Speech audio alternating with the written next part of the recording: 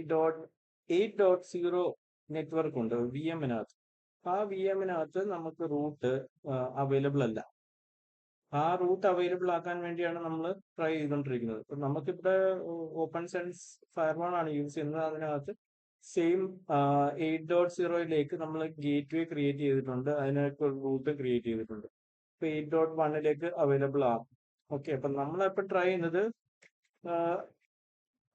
ഇപ്പം പിങ് ചെയ്ത് നോക്കുക. 192.168.8.1ലേക്ക് നമ്മൾ പിങ് ചെയ്ത് നോക്കുക. അപ്പൊ നമുക്ക് അവൈലബിലിറ്റി ഉണ്ട്. ബട്ട് ആ വി എമ്മിന്റെ ഒരു ഗേറ്റ് വേ, വർക്ക് സ്റ്റേഷന്റെ ഒരു ഗേറ്റ് വേ ആണത്.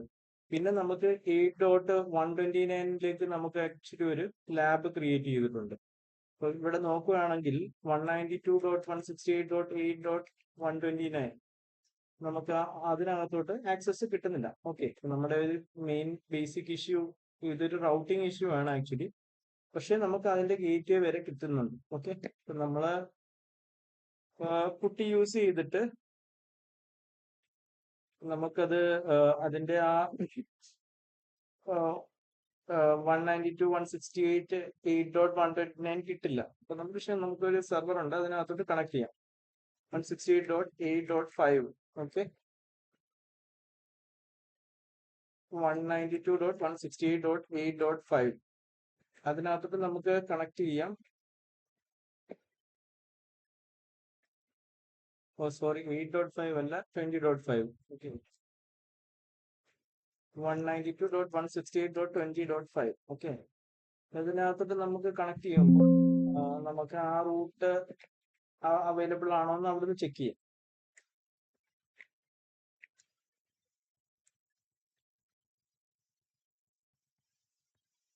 Okay, we will check the availability of that route from here. Okay.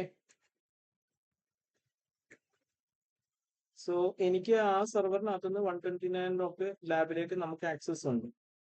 Okay, but നമ്മുടെ ലോക്കൽ ലാനിൽ നിന്നാണ് ഇത് നമുക്ക് കിട്ടാത്തത്. ലോക്കൽ ലാൻ ഞാൻ ലാനിന്റെ ഒരു വൈഫൈ നെറ്റ്വർക്ക് ആണ് യൂസ് ചെയ്യുന്നത്. 8.129ലേക്ക് നമുക്ക് പിങ് ചെയ്യത്തില്ല. പക്ഷെ 8.1ലേക്ക് നമുക്ക് പിങ് ചെയ്യും. ഓക്കെ, ഇപ്പം നമുക്ക് ഇത് 20 നെറ്റ്വർക്ക് ആണ്. ഇപ്പൊ ഐ പി റൂട്ട് എടുത്തു കഴിഞ്ഞാൽ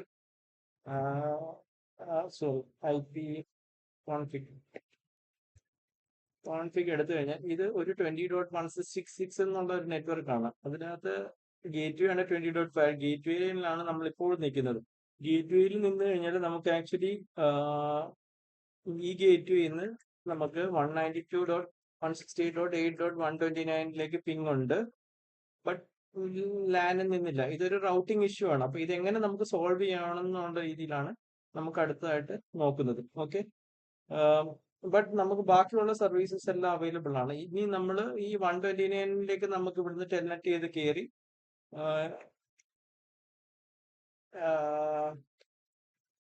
ഓക്കെ, നമുക്ക് ആ 129ലേക്ക് കയറാം. അതിനകത്ത് കയറി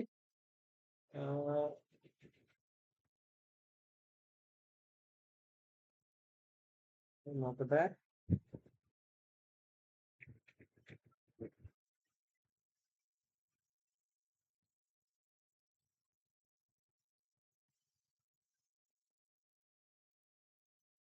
പാസ്വേഡ്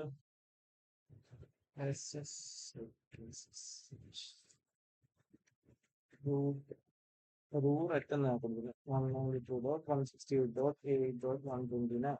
ഓക്കെ, നമുക്ക്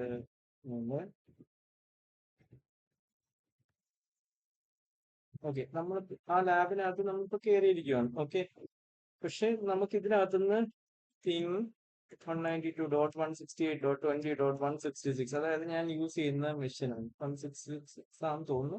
ചെക്ക് ചെയ്യാം. 20.166. അതെ, അപ്പം 20.166നകത്തുനിന്ന് ഇവിടുന്ന് നമുക്ക് പിങ് ചെയ്യാൻ പറ്റുന്നില്ല. ഓക്കെ, അപ്പൊ ഡബിൾ രണ്ട് സൈഡിലോട്ട് ഇവിടുന്ന് അങ്ങോട്ടും പറ്റുന്നില്ല, അവിടുന്ന് ഇങ്ങോട്ടും പറ്റുന്നില്ല. 20 നെറ്റ്വർക്കിന് 8ന്റെ അകത്തുള്ള സബ്നെറ്റിന് അറിയാനും പറ്റുന്നില്ല. 20 നെറ്റ്വർക്കിന്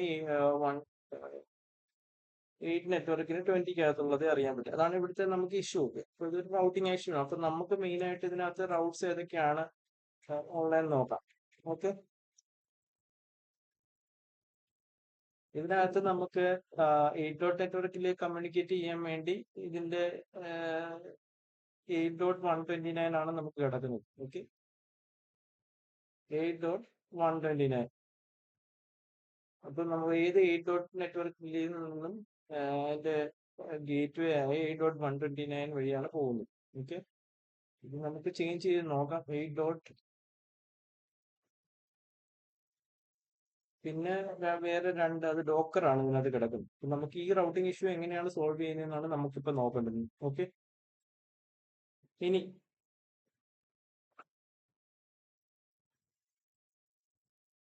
ഇത് ഒരു ടൈപ്പ് ഓഫ് ലാബാണ്. നമുക്ക് റൗട്ടിംഗ് ഇഷ്യൂസിനെ ഐഡന്റിഫൈ ചെയ്യാനും സോൾവ് ചെയ്യാനും വേണ്ടി യൂസ് ചെയ്യുന്ന ഒരു ലാബാണ്. So will be further analysing. സോ ഇങ്ങനെ എങ്ങനെ സോൾവ് ചെയ്യാവുന്ന രീതിയിലും എങ്ങനെ ഫൈൻഡ് ഔട്ട് ചെയ്ത് റൂട്ട് ആഡ് ചെയ്ത് ചെയ്യാവുന്ന രീതിയിലും നെക്സ്റ്റ് എപ്പിസോഡിൽ നമുക്ക് ആക്ച്വലി കാണാം.